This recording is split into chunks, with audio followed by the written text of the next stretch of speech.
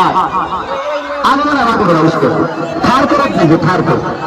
हाँ उसको आगे बढ़ाइए, उसको आगे दीजिए। अरे तुम रोको भाई, साउंड वाला गाड़ी रोकिए, तो आवाज नहीं जाएगी।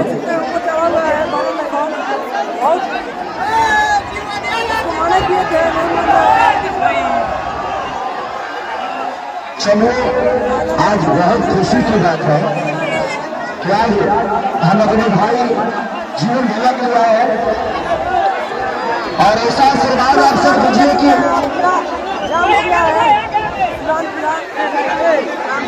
जल्दी ये दिल्ली जाए और हम सबके सपने को लेकर जाए, अपने शिवाब के सपने को लेकर जाए, हमारे सपने को लेकर जाए, हमारे आने वाली पीढ़ी के सपने को लेकर जाए और हमारे मामा को उनके द्वारा पूरा किया जाए।